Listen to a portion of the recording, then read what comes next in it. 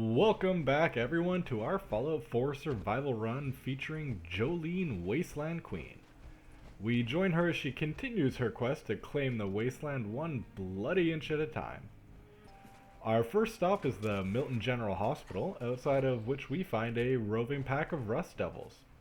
This turns out to be a pretty good chance to test out our new plasma shotgun, and it is honestly kind of lackluster.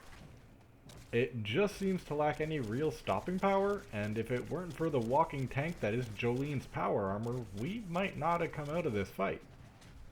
So, on entering the hospital proper, we decide to really lean into our build for the first time in a while, grab our silenced Overseer's Guardian, and murder our way through before any of the raiders know what's happening. It more than makes up for the plasma gun's performance.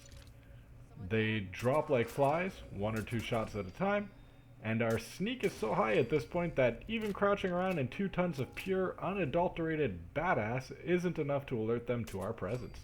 In the basement, St. John's threatening Kent. Now, Kent's a little bit of an idiot and a little naive, but honestly, that kind of makes him worth saving.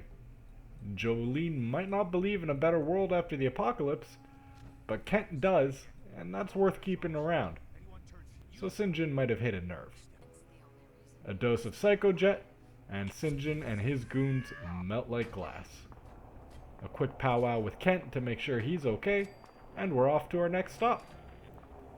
East of Milton is Jamaica Plain, which we need to secure for the railroad. On the way, we clear out another roaming band of Rust Devils, and the XP levels us up. We spend the point on rank 2 of the Ninja perk for improved sneak attack criticals, and then trudge our way over to our objective. Now, Jamaica Plain is absolutely crawling with ghouls. Fortunately, they just kind of line up like target dummies, and our newly empowered sneak attacks and god tier rifle rip right through them. No, actually, it's kind of just boop, boop, boop. Got your nose. While here, we loot the treasures of Jamaica Plains for some sweet side quest experience, as well as the unique weapon, the 2076 World Series baseball bat. With that done, we head over to the Jamaica Plain workshop, claim it, and get it all set up. Jamaica Plains is kind of a tiny settlement, but I think we're going to make it a goal on this run for Jolene to claim every single settlement on the map and connect them all. Her domain shall know no limits.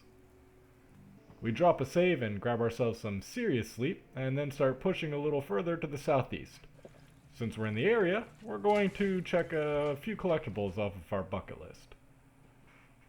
We start by making our way to the coolest crib in the Commonwealth, the Adam Cat's Garage.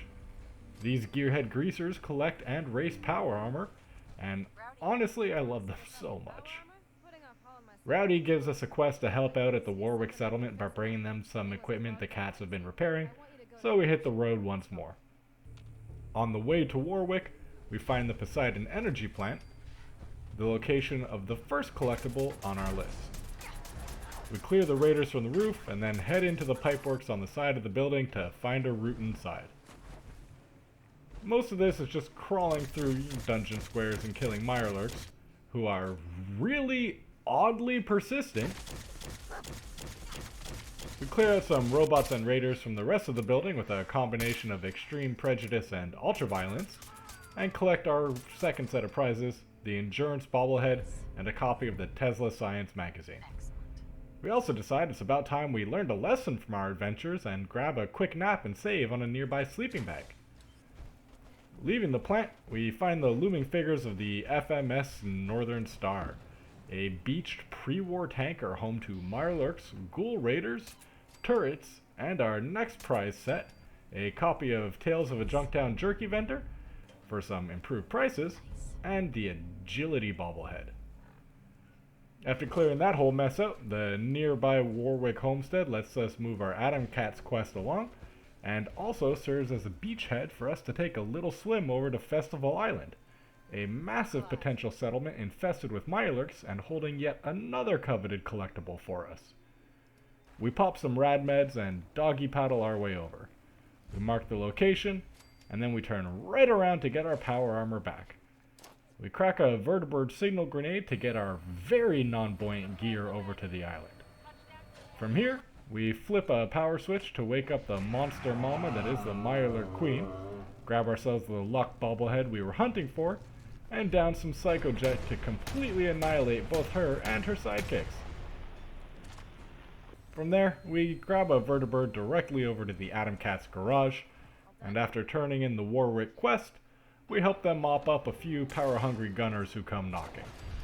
As a reward for ourselves, we grab the unarmed bobblehead from their garage to add yet another collectible to our inventory. Now, it's time to start making the slow crawl back up north into downtown Boston proper, and we're going to do this by starting off with a quick run-by of University Point, just across the water.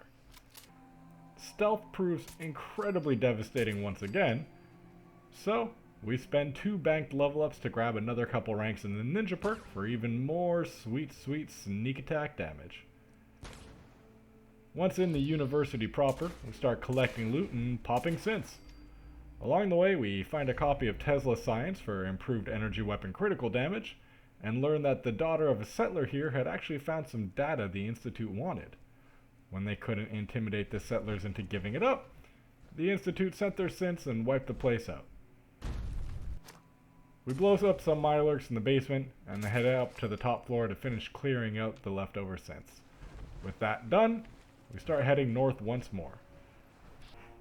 Clearing out some super mutants in the ruins on the way nets us another level up, and we spend it on the 3rd rank of the Lone Wanderer perk, netting us a massive 25% overall damage buff to everything that we do while we're traveling without a humanoid companion. We take our newfound killing power over to the General Atomics factory, and put it to good use clearing out the rogue robots for Ada, who we met with last episode. We go a little overboard clearing the Robo-Brain boss out with the explosives, and then collect the miraculously surviving component for our questline. We decide to crack a vertibird grenade to take us for the next stretch of our journey, and the pilot decides to land right next to a pile of ghouls. Fortunately, our own hardware and the vertibirds make rather quick work of them. We set course for Nordhagen Beach, and with the radioactive waters of Boston Bay below us, we're going to call that it for this episode. Join us next week as Jolene continues working her way through the wasteland, and until then, stay safe, stay alert, and don't forget your power armor.